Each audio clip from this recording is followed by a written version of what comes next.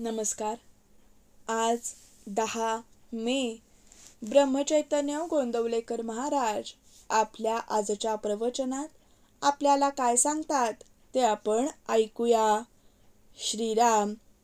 देह मनाने भावे रामार्पण, भगवंताची उपासना दूर करी सर्व यातना. चित्ताची स्थिरता, भगवंताच्या उपासनेत निश्चितता. देह जरी जीर्ण फार, तरी वासनेचा जोर अनिवार्य. हे जाणून चित्ती एक भजावा रघुपती. हृदयी करता भगवंताचे ध्यान, नामाविण उच्चार दुजा ना जाण. त्यात व्यवहाराचे जतन, न दुखवावे कोणाचे अंतःकरण. असा नेम ज्याच्या पाशी, राम तेथील रहिवाशी. मी रामाचा, रामा तू माझा, हाच अखंड असावा हव्यास. ऐसे ध्यावे रामाला, की जे जीव प्यार झाले मला. आता याहून तुझे न सांगणे काही, रामाविण जगू नाही. जे जे होणार ते होतच जाते, ते भगवंताच्या इच्छेने घडते. ऐसे आणणे मना, याचे नाव उपासना. अखंड रामसेवा ज्याला लाभली, धन्य धन्य त्याची माऊली. स्वार्थरहित रामसेवा, याहून लाभ दुजा न जीवा. राम ठेवा मनी, तो ध्यात जावा मानस पूजनी. वाचेने भगवंताचे नाव, कायेने भगवंताची सेवा. चित्ती भगवंताचे ध्यान, आपण राहावे रामार्पण. याहून अन्य सेवा कोणतेही न जाण. उपासना असावी बळकट, तेथे नसावी कशाची अट.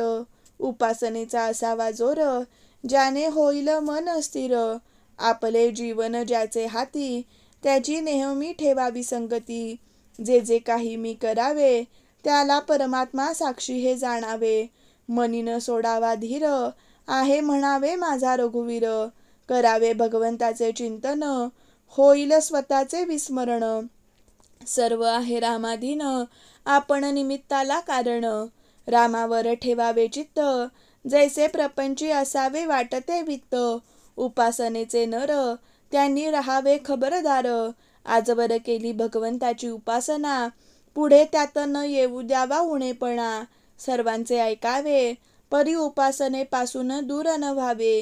राम माझा देता घेता, राम माझ्या भोवता. रामाविण जगी दुजे, न ठेवावे आणिक परते. एक सद्गुरु आज्ञा प्रमाण, हीच रामसेवा जाण. थोर थोर ऋषी मुनी, यती संत साधू यांनी, एकच केले खास. रामा वाचून न राहू दिले जीवास.